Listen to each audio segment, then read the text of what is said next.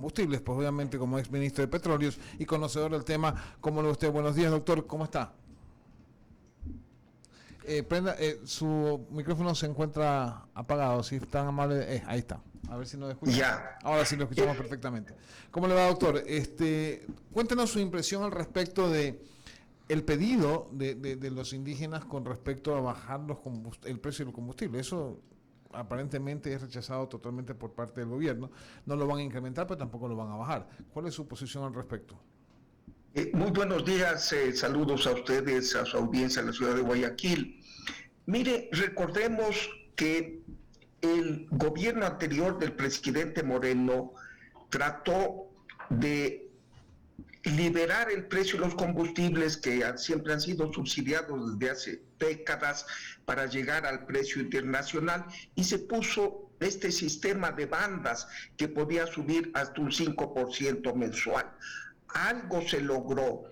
Sin embargo, a pedido precisamente del señor Issa y de la CONAIE, el actual presidente, el señor Lasso, congeló los precios de los combustibles del 97% de los combustibles que se venden en el país, que son las gasolinas Extra y Ecopaís y el diésel.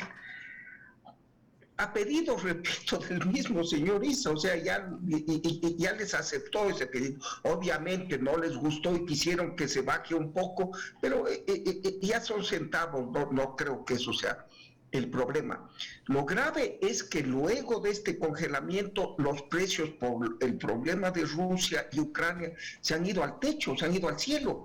El galón de gasolina extra y extra y Ecopaís debería estar sobre los $4.50, está el 2.50. El diésel debería estar en $5 y está en 1.90. El país va a gastar este año $7.500 millones en importar combustibles, una cifra monstruosa. ¿Y cuál va a ser el subsidio? $3.000 millones este año, que es, creo que igual que educación y más que salud. Entonces, yo no veo margen de posibilidad de que el gobierno ya ceda. Los combustibles son baratísimos en el Ecuador, si nuestros vecinos Colombia y Perú cobran a precios internacionales. ¿A qué se incentiva así? Al contrabando. Entonces yo creo que deben ser razonables los señores indígenas. Son precios los más bajos de América, excepto Venezuela, que es un país fallido, ¿no? Pero son los más bajos de Sudamérica. Bajarles más, imposible. Doctor, lo que pasa es que si se atrevería el gobierno a subir más los precios del combustible, por más que tengan las razones económicas justificables, eso incendiaría una bomba, porque efectivamente hay problemas económicos en todas las familias del Ecuador con respecto a los ingresos que han disminuido, que efectivamente las cosas siguen subiendo y están caras justamente porque los costos han subido, pero también hay mucha especulación. Por lo tanto, si el gobierno tomara la decisión de liberar el precio del Ecopaís y del diésel, créame, doctor, que se prendería una mecha que nadie quisiera que existiese en el Ecuador. No sé qué opina al respecto. Coincido totalmente con usted. Lo que yo digo es que hay que dejarlos ahí, ¿verdad? No bajarlos más, no subirlos tampoco. Soy consciente, usted lo ha explicado con mucha claridad, es ponerle una mecha a la bomba, ¿verdad? Uh-huh. Pero el problema de estos 10 puntos que presenta el señor Issa es que hay que bajarlos más. Quiere bajar el diésel, que está en 1.90, quiere bajarlo a 1.50. Claro. La gasolina Extra y Eco, que están en 2.55, quiere llevarla a 2.20. Eso es imposible. Obviamente subirlos, nadie en su sano juicio lo pensaría. Además, la inflación no es un problema solo de la gasolina en el Ecuador. El país es importador de alimentos. Mire, el 99% del trigo que consumimos en el pan es importado. Así es que hay inflación importada, inflación internacional. Los precios de los fletes de los barcos se han ido al cielo, de los productos. Entonces, deben comprender los señores indígenas que no se puede ni bajar los combustibles, peor subirlos, dejar ese tema fuera y discutir los otros temas, pero con sensatez, no con imposición como parece que sea. Pero el tema de los combustibles, ni bajarlos ni subirlos, dejarlos como están, es mi opinión. Clarísimo, doctor. Le doy el paso a Ramiro Cepeda con más preguntas. Adelante, Ramiro. A veces la opinión técnica no es la opinión política, Fernando, y a veces los incendios demandan de otro tipo de situaciones, pero entiendo su posición, pero el gobernante sabrá qué le toca hacer en su momento, pues el primer objetivo de un gobernante es que no lo tumben, pues, y de ahí ver qué más le toca hacer. Fernando, los precios del petróleo siguen subiendo. ¿Va a seguir sucediendo esto? Porque yo me acuerdo que usted nos decía que no iba a subir un poco más, pero ya la bola de cristal como que se le dañó, se le averió, tiene algún virus, un troyano ahí, pero sigamos en el análisis viendo qué va a seguir pasando, porque esto sigue subiendo. Sí, mire, la bola de cristal se ennublece de vez en cuando, pero le digo una cosa, el mundo está sufriendo por los precios del petróleo tan altos. La inflación en los Estados Unidos está en 8.5, creo, anual, algo que no se ha visto desde los 1980 en 40 años. El señor Biden personalmente va a ir a Arabia Saudita a pedirles a los dirigentes del reino que incrementen la producción. Con más barriles en el mercado, baja los precios. Mire, tragándose el orgullo, perdón que use esta expresión tan criolla, porque el gobernante de hecho, de facto, de Arabia Saudita es el príncipe Mohammed bin Salman, a quien la CIA, que es un organismo en los Estados Unidos, acusa de instigar el asesinato del periodista del Washington Post, el señor Khashoggi. El señor Biden lo anatemizó al príncipe de Arabia Saudita, dijo es un tal y cual. Hoy va a pedirle por favor que suba la producción. Algo tienen que arreglar con el archienemigo, el Irán, porque también le tienen congelada la producción. Así es que el mundo está haciendo todo lo posible porque baje los precios del petróleo. Han llegado a 120, ahorita el WTI está en $118. Y hay otro problema que ha surgido, que es la falta de derivados del petróleo, porque antes usted tenía un barril de petróleo y le refinaba y costaba, digo usted, $100 el barril de petróleo y 120 el barril de derivados. Había lo que se llama el margen de industrialización de $20. Hoy el barril, si está a 100, está a $160 el barril de derivados. O sea, los derivados se han ido al cielo. ¿Por qué?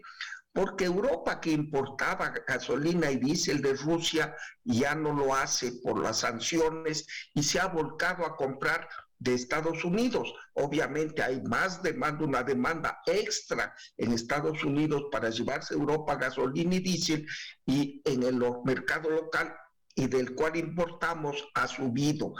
Entonces todos estos factores han llevado a un precio en el cielo, diría yo.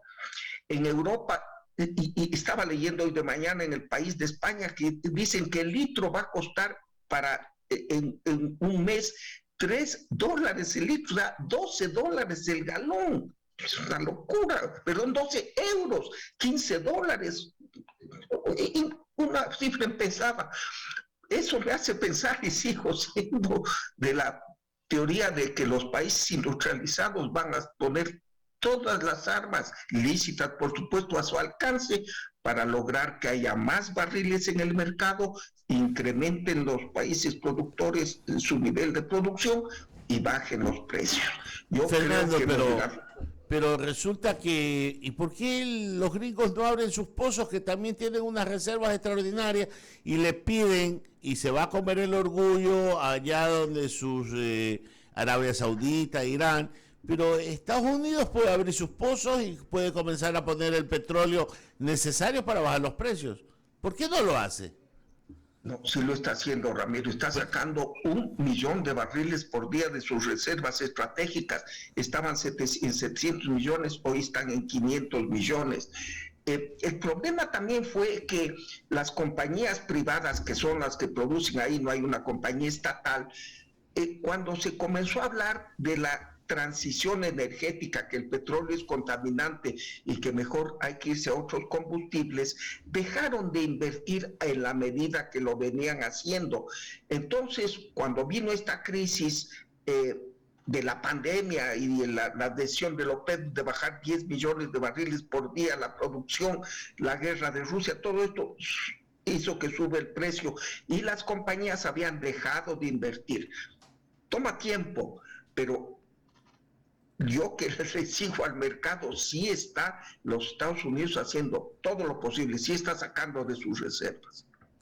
Claro, y yo cuando hicieron este bloqueo económico, toda la Comunidad Económica Europea, todo el sector de Occidente, yo dije que era escupir para arriba, y no me equivoqué. Fue escupir para arriba porque el boomerang les está dando la vuelta y les está pasando la factura de sus sanciones. Le paso a Alberto Quintana.